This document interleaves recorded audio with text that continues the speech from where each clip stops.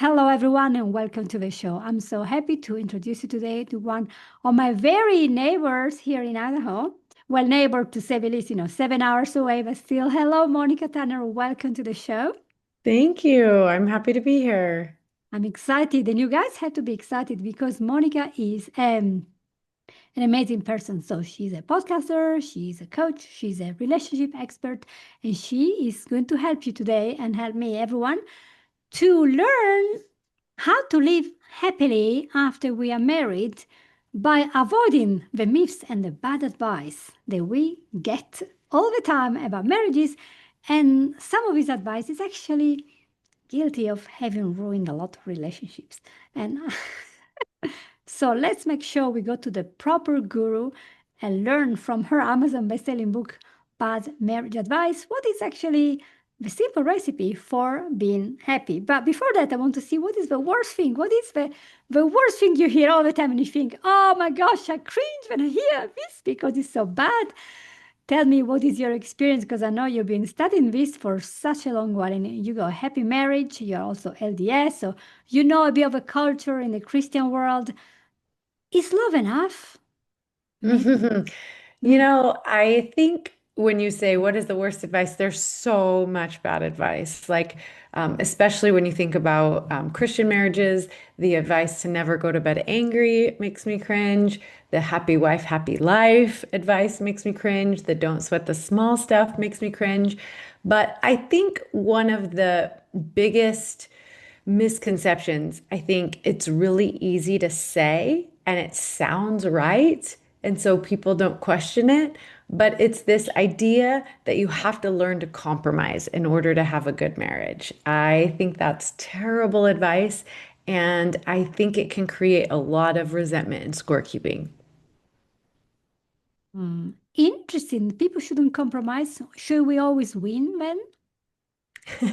Well, yes, I think when you say the word compromise, it's kind of this idea of I give a little, you give a little, we meet in the middle. And I think the problem with that advice is that people don't give a lot of consideration to what they're giving up until they start feeling resentful, until they start scorekeeping. And it sounds like, well, you picked the restaurant last time, or I did the dishes last time, or it's your turn to put the kids to bed. That's what it sounds like to compromise versus collaboration, which requires a lot more communication. It requires you to get curious about yourself, which I think most people don't do. They just complain about what they're not getting or about what their partner's not seeing or giving them.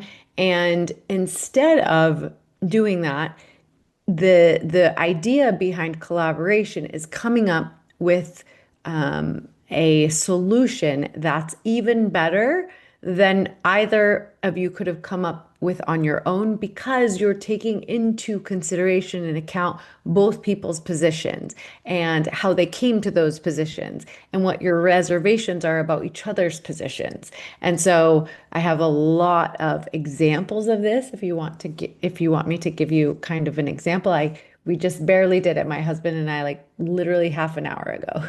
Wow, that's great. And you know what? You just reminded me one of the quotes, of course, from Stephen Covey, one of my favorite guys, writer, psychologist. What was it? He was everything, was it? And he just worked out this blueprint. He said, you have to get a win-win. Yeah. A win-win. And that's how you do all the deals. I was like, right, I need a win-win. I don't have to Yeah. lose and then you win. A win-win. Tell us how that works. I'm very Yeah. interested in Well, this. in order to have a win-win, you have to be able to communicate what's most important to you. And so I'll give this example. My husband and I just did this 30 minutes ago.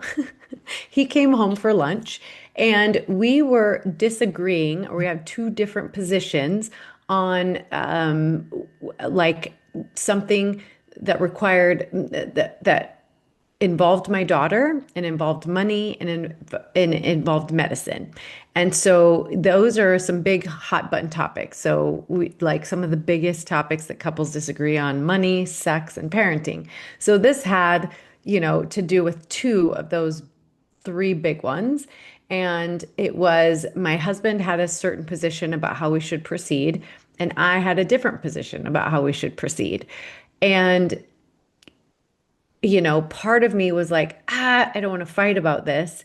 But the other part of me was like, this is really important to me. Like, my position is very different than my husband's, and my experience is very different than my husband's. And I'm a woman. And since my daughter is a female, and I, am very familiar with the language and the behavior and a lot of the things that go into making this decision, is really important for me to figure out, okay, what is most important to me? And so we had this conversation, my husband and I said, listen, I hear you. This is what you think is important. However, here is my experience. This is what I think is the most important, and here's why I think it's most important. And even though my husband disagreed with me and he was like, it would be a lot easier if you would just come over and see it my way. He was like, okay, all good points, things that I wasn't considering because I'm not a woman and I didn't have those experiences. And so my position is valuable for those reasons. And so what we ended up deciding to do was a lot more my position, sprinkled with a little bit of how he felt. So it's like we made a decision and it incorporated and encompassed a lot of the things I felt really, really strongly about. But I will proceed now having a knowledge of what he finds important. And so that is a good example of a collaboration, because if he had made the decision, it would have been one way. If I had made the decision on my own, it would have been another way. If we had compromised, it could have been a little bit of what I thought important and a little bit of what he thought important. But instead, we really took the time to discuss it. I talked about, I thought about it and I said, here are the things I think are important. I listened to him while he talked about why and what he felt like was important. And then we made a decision together. And it was a really good decision. But I always like to remind my couples, whenever you make a decision, it's not the final decision. Like, we can be 6 months or a year down the road and with more data realize that there's something we didn't consider and we can change our position. So that's collaboration. It requires curiosity, it requires communication, and it requires compassion and vulnerability. And when you put all of those things together, you can create really good solutions to the things you disagree upon. Yeah, that's great. Also, I love your point of view because you're working out as a team instead of being opposing teams. You're working in the same team. Exactly. Right.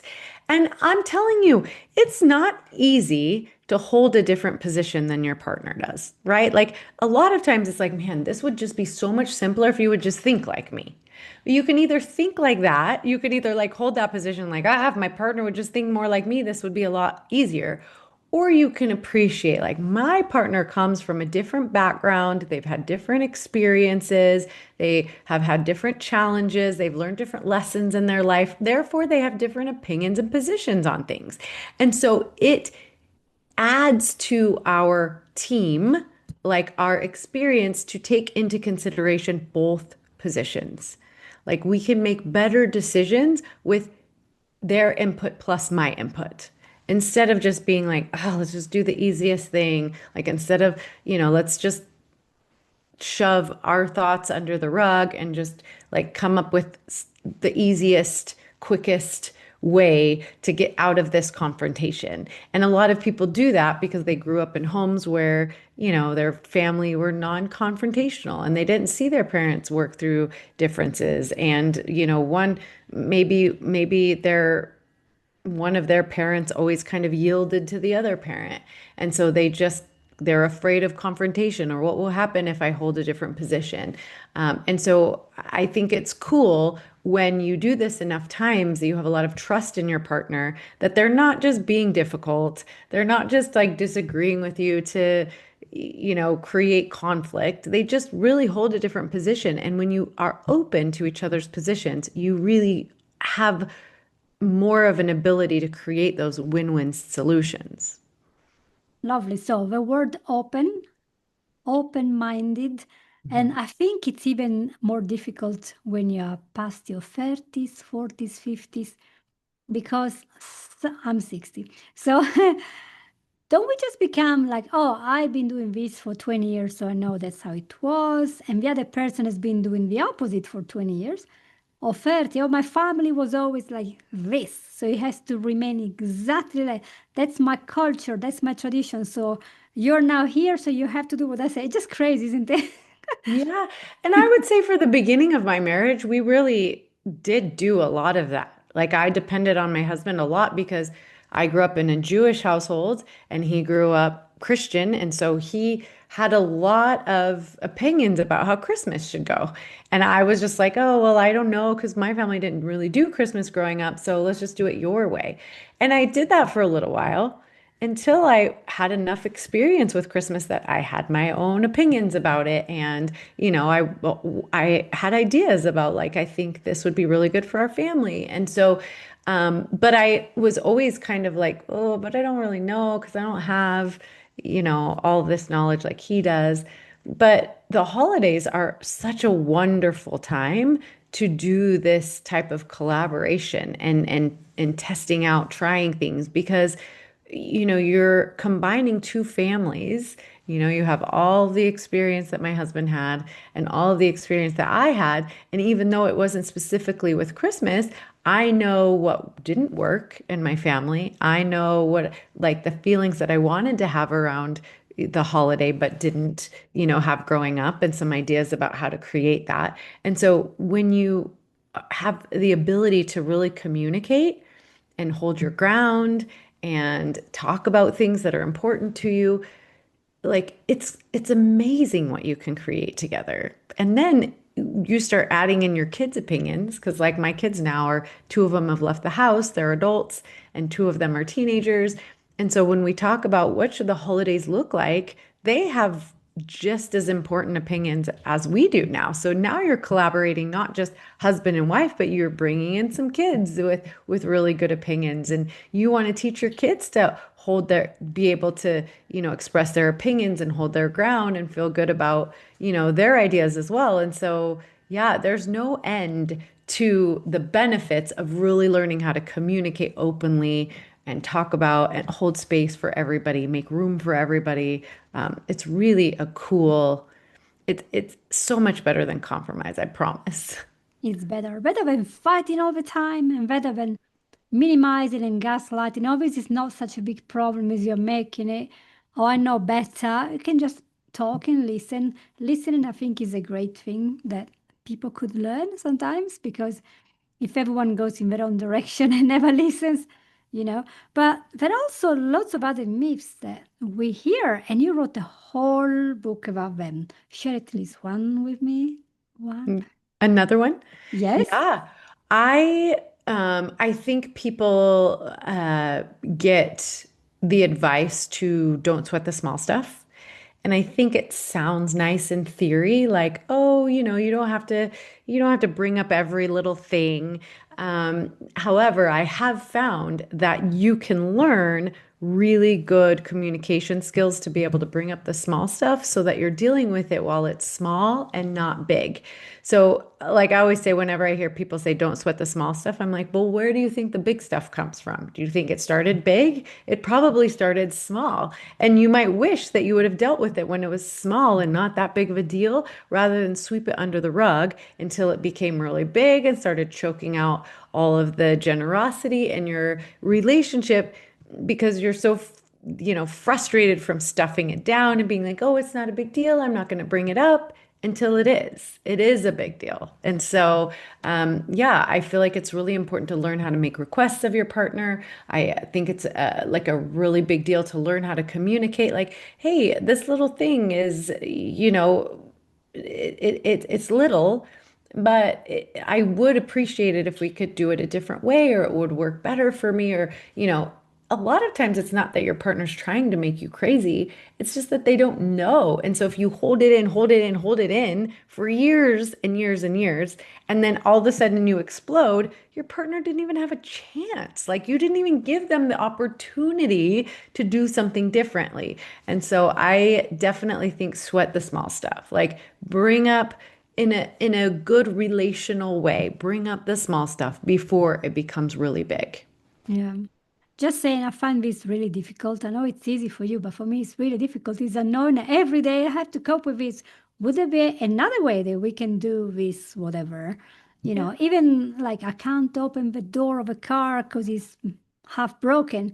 And maybe the husband is a big, muscly man. Oh, that's easy. Boom. Like, I can't do that. I have maybe arthritis or there's something. It's so painful for me. Oh, you're going to have to learn and, buckle up and well, I might as well not share anything with my spouse because they're just going to belittle me and make sure that I feel like an idiot. That's going to destroy it. Isn't that amazing that there is a book of bad marriage advice showing how much bad there is? Shouldn't then this book be bought by people who are thinking of getting married so they learn a good pattern? Yes, absolutely. And here's the thing with your example. I mean,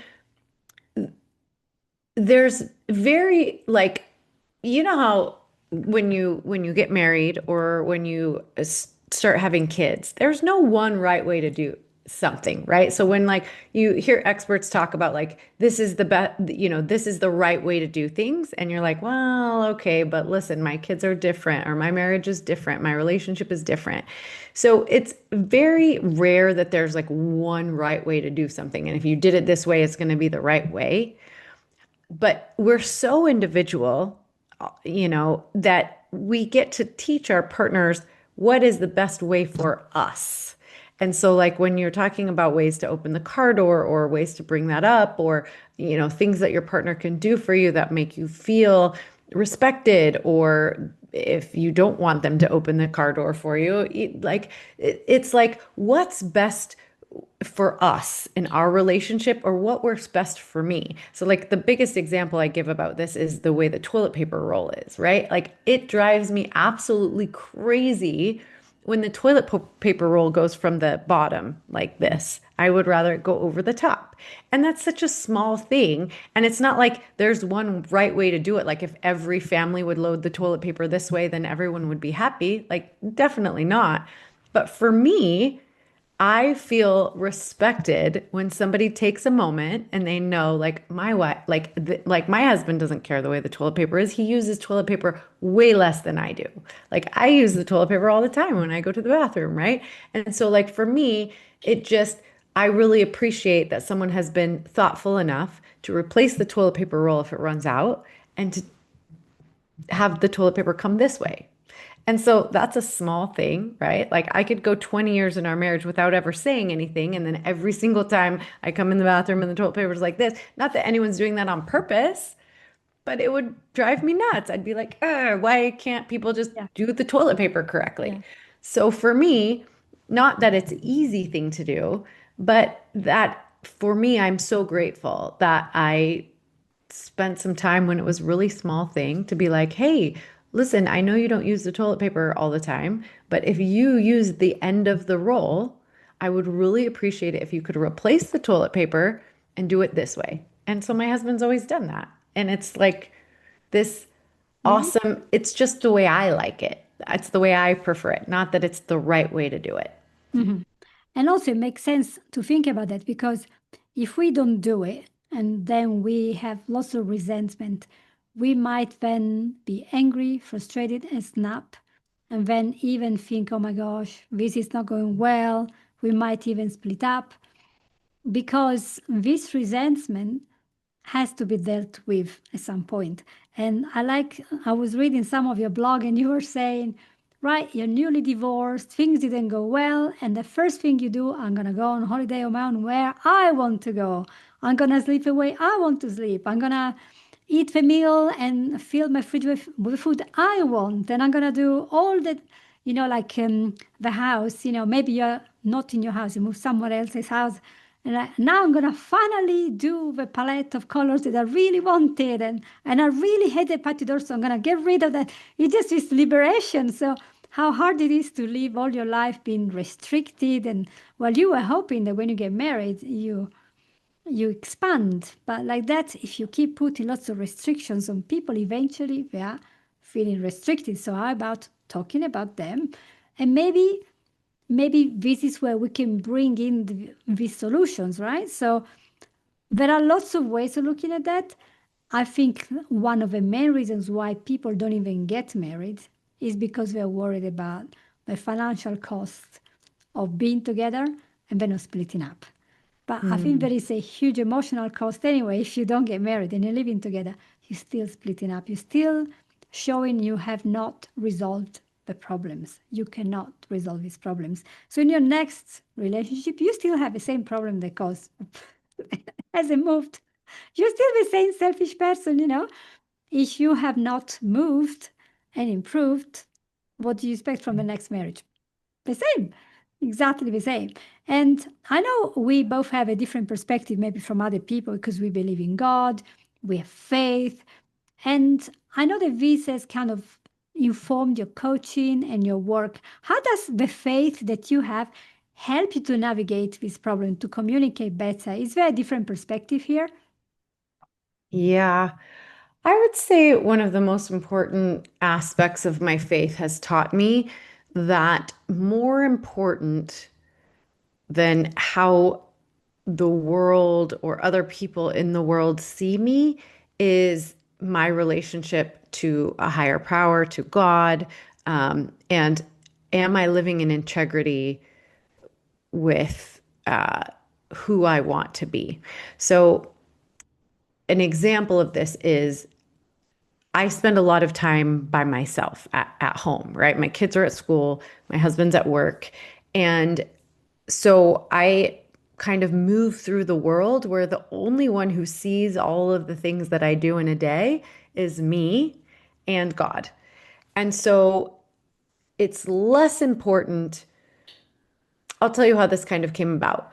So when my kids were young, my husband used to come home and used to be like, he would come home to a messy house. Dinner wasn't ready. The kids were a mess, running around. Maybe they were crying, whatever, right? And my husband would be like, what went on here today? Right. And I would feel really like pressured to account for my time, even though I knew like I was busy all day. I was taking care of the kids. I was cleaning the house and it was getting uncleaned. Like I knew I was doing a good job, but like I couldn't prove that to my husband because when he came home, the house was a mess. The kids were crying. Dinner wasn't ready. And so it was like, I can't prove to you that I've been busy doing good things all day. And so all I can do is kind of rely on the fact that I am doing the best that I can. Does that make sense? And so I got to a point where I would say to my husband, I am busy all day. I can't control these little people. Like, all I can do is provide a good life for them. And I know that I'm doing the best that I can. And you might come home and you get this small snapshot of like the kids are crying, the house is a mess, and dinner's not ready. And you just immediately assume, what did you do all day? And I'm like, I've been busting my butt to like try to give these kids what they need and also clean the house, like all the things, right? But I couldn't prove it to him because he would just come home and see what he saw. And so, like, as I kind of matured out of this idea of like, I want my husband to think I'm a good wife and mom and like all of these things, I kind of realized I can't prove anything to anyone. I can't prove that I was busy all day. I mean, to them, it might look like I was just watching TV and like letting the kids run amok. Like, I really can't prove it to anyone. And so I got to the point where at night, well, in the mornings, like I would say a prayer. Heavenly Father, help me to know what it is I'm supposed to do today. Like, what would be the most needful thing? Maybe that's taking dinner to a neighbor. Maybe that's, taking my kids to a field trip. Maybe that's, cleaning the kitchen and letting my kids watch a movie. You know, all I could do was be prayerful about what it was I I should be doing.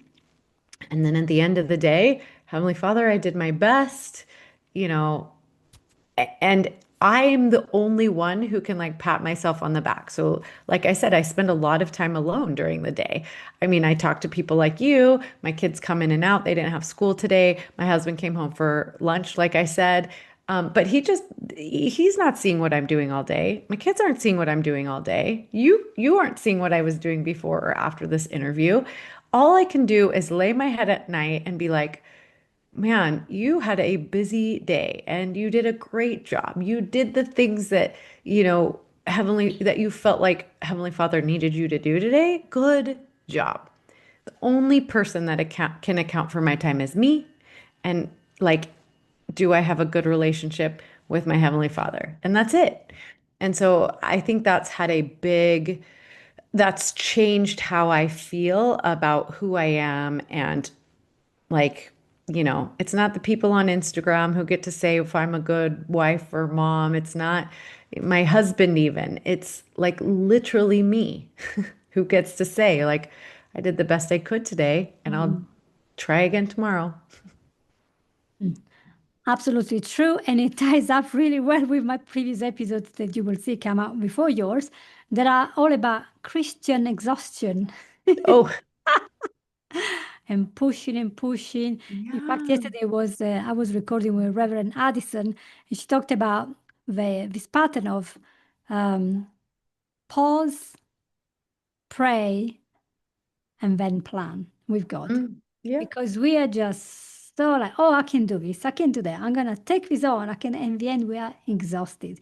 Mm. But a lot of times, whoever is working outside comes home, doesn't even notice that you clean, you tidy up. For them, it's like, oh yeah, the house is normal. Did you see before?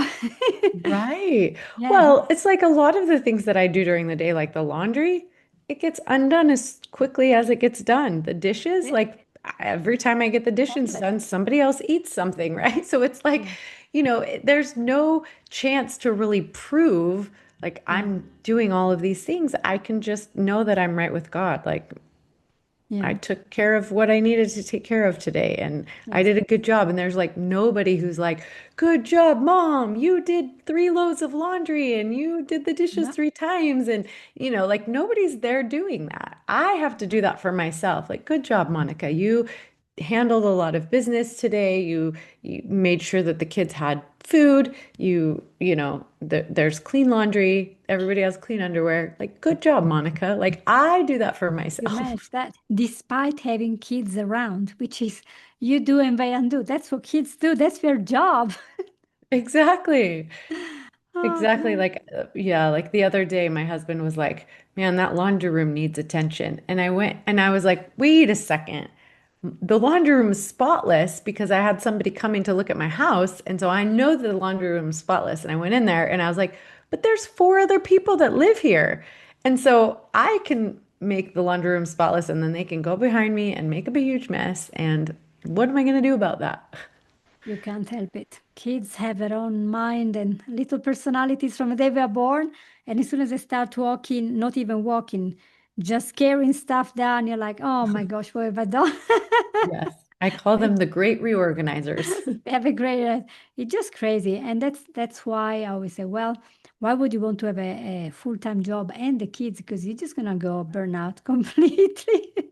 But we have 8 minutes left. Let's go into the tips area so we can see what we can do today. I love in every episode to make sure that the audience goes home thinking, right, there is something I can do today that will help me to create this life that I want. And you have so much wisdom. And so we haven't read all your book yet. So let's give us something so we can get a little bit more juice, so we can dive in and see, okay, what is possible that I do today so that, I feel good about myself and I'm not falling for all these gurus with these perfect Instagram photos that I will never have in my house.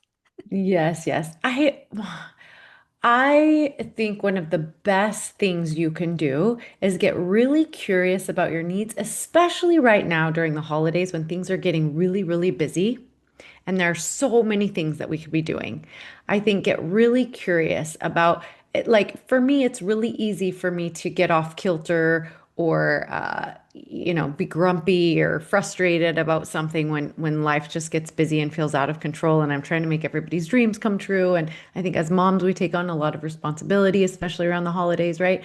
And so instead of, you know, being upset with myself or not communicating, I think it's really important. Here's the one thing that I think you can do is get really curious.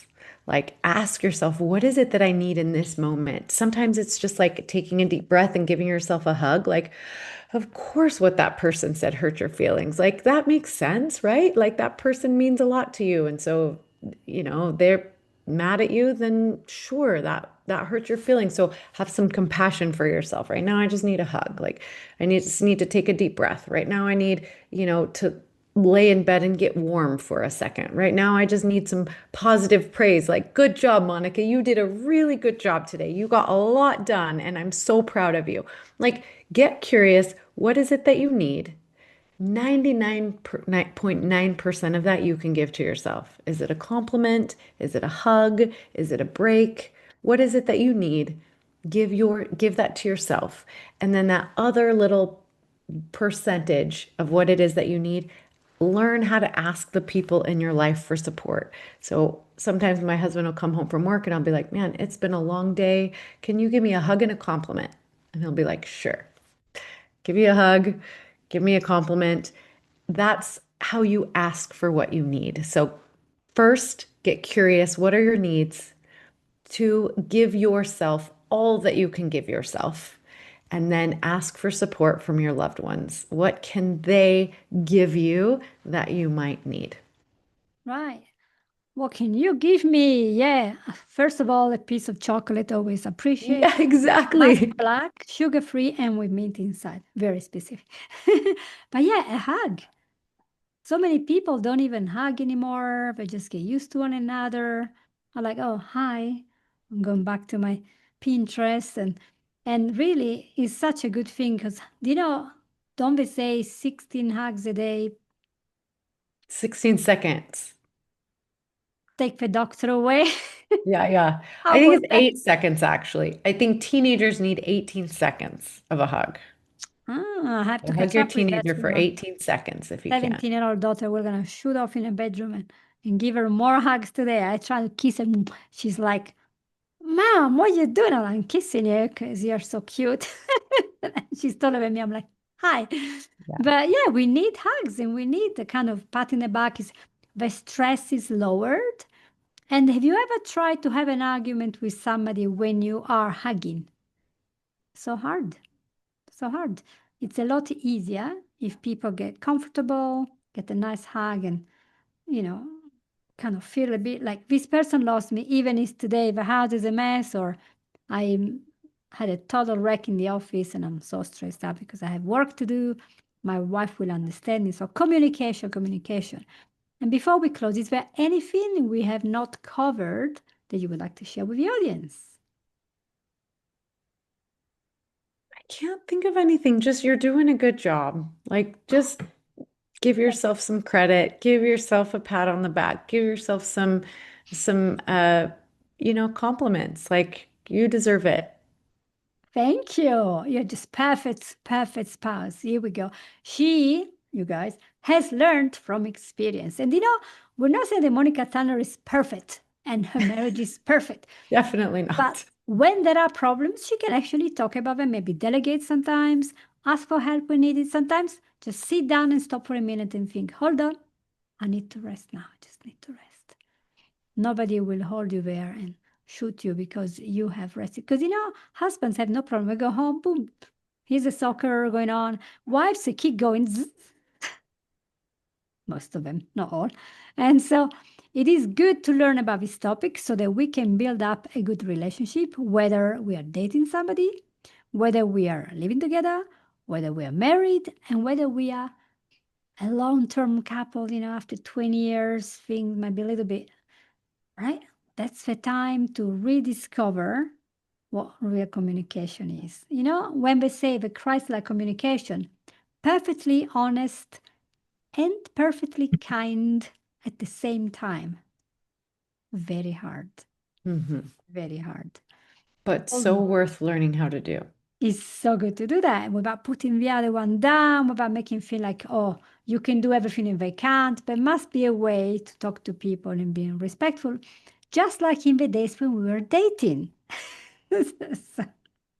Because that's important as well. So I can only just say thank you for being here because it was amazing. I learned so much. Thank you so much, Monica. Oh, thank you.